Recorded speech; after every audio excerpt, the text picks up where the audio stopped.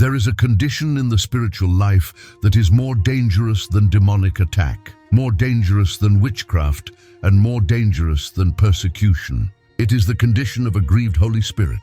Many of you are watching this video right now, and you know something is wrong. You are going to church. You are singing the songs. You are lifting your hands. But inside, there is a coldness. There is a silence. The heavens feel like brass. The presence of God that used to make you weep, that used to give you goosebumps, that used to speak to you clearly, it feels distant. You think God has abandoned you. You think the devil is blocking you. But the truth is far more serious. The issue is not with the devil. The issue is that you have hurt the feelings of the one who lives inside you. You need to understand that the Holy Spirit is not a wind. He is not a fire, and he is not a force. He is a person. He has emotions. He has a will. He can be loved and he can be hurt. Ephesians 4:30 gives us a terrifying command.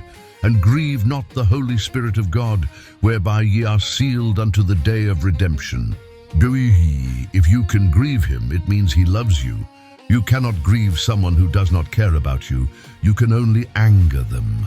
Grief is the language of love. In this video, I'm going to reveal the 5 major signs that the Holy Spirit is grieved with you. If you see these signs in your life, you need to stop everything you are doing and fix this relationship immediately. Because a believer without the active help of the Holy Spirit is just a walking corpse. Please like this video, because when you do so, you are helping this message reach someone who is wandering far from God. You are helping to restore a broken fellowship. Thank you very much. The first sign is the loss of inner peace. This is the immediate alarm system. Colossians 3:15 says, "Let the peace of Christ rule in your hearts." The Greek word for rule there is umpire. The Holy Spirit acts as the referee of your heart. When you are walking in his will, the whistle is silent. You feel a river of peace. Even if there is a storm outside, there is a calm inside. But the moment you grieve him, maybe you watched something you shouldn't have watched. Maybe you spoke a word of gossip. Maybe you ignored his prompt to give. The umpire blows the whistle. Peace evaporates. Suddenly you feel agitated. You feel a low-grade anxiety humming in the background of your mind. You try to sleep, but your heart is racing. You try to pray, but you feel off. This lack of peace is the Holy Spirit withdrawing his comfort to get your attention. He's saying, I am not comfortable in this environment. I'm not comfortable with this conversation. Fix it. Today, if you have lost your peace, do not pop a pill. Pop your knees to the floor and ask, Lord, what did I do? The second sign is the Bible becomes a history book. This is a tragedy.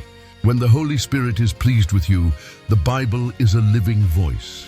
You read a verse you have known for 10 years, and suddenly it explodes in your spirit. It speaks to your situation. It feeds you. But when he is grieved, the light goes out. You open your Bible, and it feels like reading a newspaper. It feels like dry text. You read 3 chapters and you remember nothing. There is no rhema. There is no revelation. Why? Because the author is silent. 1 Corinthians 2:10 says, "The Spirit searches all things, even the deep things of God." He is the one who unlocks the mysteries. If he is grieved, he stops teaching. He folds his arms. If you are struggling to hear God in the Word, if your devotion feels like a dry ritual, it is a sign that the teacher is sitting in the corner, waiting for an apology. Do not try to force the revelation. Restore the relationship. The third sign, and this is a dangerous one, is the return of conquered sins. Have you ever struggled with a sin, maybe anger, maybe lust, maybe lying, and God delivered you? You walked in victory for 2 years. You thought, I am done with that. But suddenly, without warning, the urge returns with violence. You find yourself falling into habits you thought were dead. You find yourself snapping at your wife again. You find yourself looking at those websites again. And you ask, is the devil attacking me? Listen to me. It might not be the devil. It might be that the restrainer has stepped back. Galatians 5:16 says, "Walk in the Spirit, and you shall not fulfill the lust of the flesh." It is the active presence of the Holy Spirit that suppresses your flesh. He is the one holding the beast down. When he is grieved, he lifts his hand of grace. He lets you experience the true weight of your own flesh. He lets you see what you look like without him. This happened to Samson. Judges 16:20 says, "I will go out as at other times before, and shake myself. And he wist not that the Lord was departed from him." Samson thought his strength was his own. He didn't know it was the Spirit. When the Spirit left, he was just a normal man with long hair. If old sins are waking up, it is a sign that your helper is distant. You need him back on duty. The fourth sign is the silence of correction. This is the scariest sign of all. There was a time when, if you told a small lie, your conscience would beat you up for 3 days. You couldn't sleep until you confessed, but now, you can lie and you feel nothing. You can watch ungodly movies and you feel nothing. You can skip prayer for 2 weeks and you feel nothing. You think, "Oh, I am free, I am under grace." No, you are not free, you are numb. Hebrews 12:8 says, "But if ye be without chastisement, whereof all are partakers, then are ye bastards and not sons." Correction is a sign of sonship. If the Holy Spirit stops convicting you, if he stops rebuking you, it means he has allowed you to have your own way. He has given you over to your own desires. That silence is not peace, it is judgment.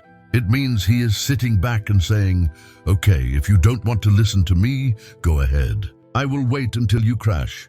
You never want to reach the point where God stops correcting you. Cry out for his rebuke. Cry out for your conscience to come alive again. The fifth sign is spiritual irritability, the Saul syndrome. When the Spirit of the Lord departed from King Saul, he became moody, angry, and paranoid. When the Holy Spirit is grieved, the fruit of the Spirit, love, joy, peace, patience, begins to rot. You become easily offended. You become critical of everyone. You go to church and the pastor annoys you.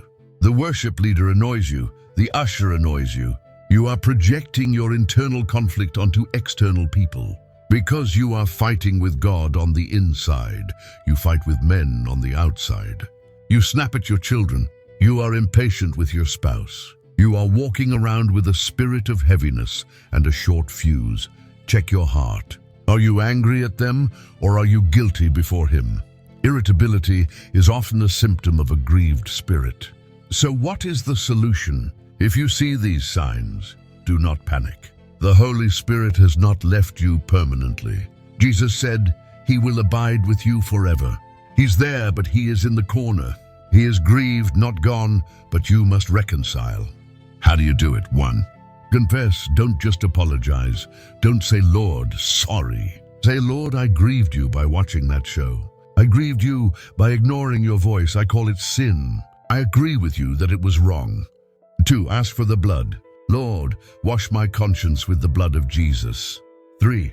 Obey the last instruction. Usually, the Holy Spirit stops speaking at the point of your last disobedience. Go back. Did he tell you to apologize to someone? Do it. Did he tell you to sow a seed? Do it. The moment you obey the last thing he said, the conversation restarts. I want to lead you in a prayer of restoration. If you feel dry, if you feel distant, this prayer is for you. Lay your hand on your heart. Father, in the name of Jesus, I come to you today. Holy Spirit, I acknowledge that I have grieved you. I have ignored your voice. I've taken your presence for granted. I'm sorry, please forgive me. Wash me with the blood of Jesus. I invite you back into the center of my heart. Speak to me again, lead me again. Correct me again. I declare that from today, I will be sensitive to your voice. I will not grieve you, I will love you. Thank you for restoring me in Jesus' name.